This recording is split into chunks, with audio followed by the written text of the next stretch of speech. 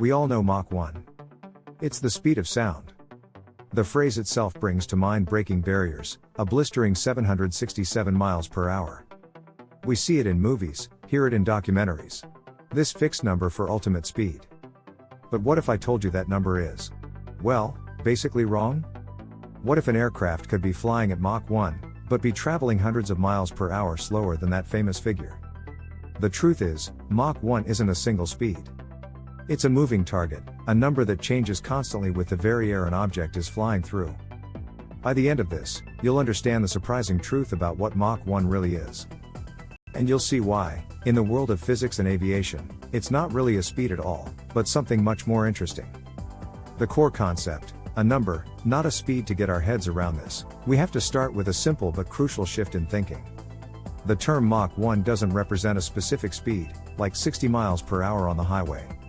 Instead, the Mach number is a ratio. It's the ratio of an object's speed compared to the speed of sound in the exact same medium it's traveling through. So, when a jet is at Mach 1, it just means it's moving at exactly 100% of the local speed of sound, right there, at that moment. Mach 2 means it's flying at twice the local speed of sound. And a passenger jet cruising at Mach 0.8 is moving at 80% of the local speed of sound. So, where did that famous number come from?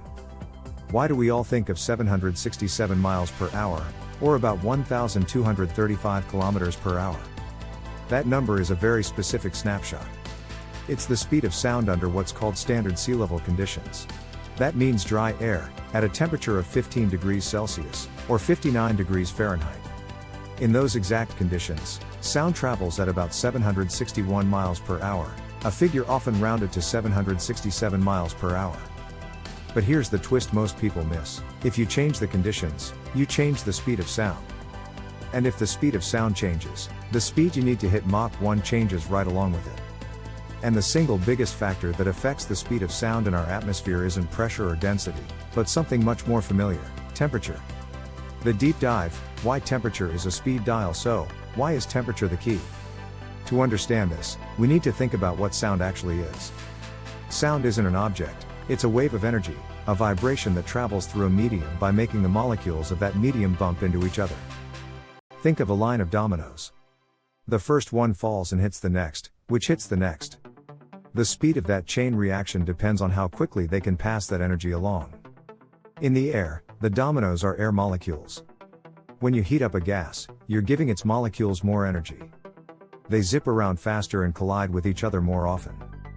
Because these molecules are already moving faster, they can transfer the energy of a sound wave much more quickly.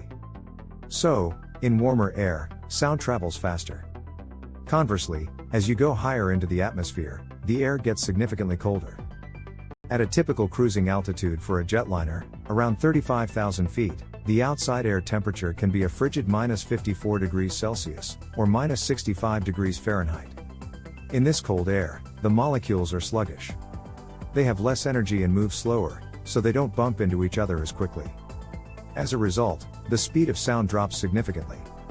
For example, while Mach 1 is about 761 miles per hour at sea level on a standard day, at 36,000 feet, where it's much colder, Mach 1 is only about 660 miles per hour, or 1,062 kilometers per hour. That's a difference of over 100 miles per hour. An aircraft can break the sound barrier at a much lower speed at high altitude than it can at sea level, simply because the barrier itself has slowed down. This is the secret of the Mach number. It's not a fixed goalpost. It's a dynamic threshold tied directly to the physics of the air surrounding the aircraft. Real-world impact: why pilots use Mach. And this isn't just neat physics trivia. It's a fundamental concept that dictates how high-speed aircraft are flown. At lower altitudes, pilots rely on what's called indicated airspeed, or IAS. This measures the pressure of the air flowing over the aircraft, which is a great way to know how the wings are generating lift and how much stress is on the airframe. But at high altitudes, where the air is thin, indicated airspeed becomes less useful for understanding the real aerodynamic forces at play. An airliner at 35,000 feet might show an indicated airspeed of only 250 knots, but its true airspeed, its actual speed through the air, could be well over 430 knots. Using IAS alone could dangerously mislead a pilot into thinking they're flying much slower than they are, putting them perilously close to the bizarre effects that happen near the speed of sound. This is where the Mach number becomes king. Pilots of high-altitude jets typically switch from indicated airspeed to the Mach number as their main speed reference once they climb above about 28,000 feet. Why? Because the Mach number tells them exactly what they need to know, how their plane is behaving relative to the local speed of sound. As an aircraft approaches Mach 1, strange things happen to the airflow. Even if the plane itself is still subsonic, say at Mach 0.9, the air accelerating over the curved top of the wing can actually reach supersonic speeds. This creates shockwaves, abrupt, powerful pressure waves that can disrupt lift, massively increase drag, and even cause the plane's nose to pitch down in a dangerous phenomenon called Mach tuck. For a pilot, the Mach number isn't just about going fast, it's a critical safety tool. It tells them exactly how close they are to these hazardous effects, no matter their altitude or the outside temperature. It keeps them in a safe, efficient sweet spot. And of course, there's the famous side effect, the sonic boom. When an object travels faster than the local speed of sound, it's outrunning its own pressure waves. These waves can't get out of the way, so they pile up into a massive shockwave that radiates out in a cone behind the aircraft. When the edge of this cone sweeps over the ground, people below hear that built-up pressure release as a sudden, thunderous boom. It's not a one-time event, it's a continuous trail of sound that follows the aircraft as long as it's supersonic. If you're fascinated by the hidden science behind things we take for granted, you're in the right place. We love digging into these really? questions on this channel. Because understanding an idea like Mach 1 isn't just about memorizing a fact, it's about unlocking a new way to see how the world works. The surprising angle, a moving milestone, and this is where the idea of Mach 1 gets even more interesting.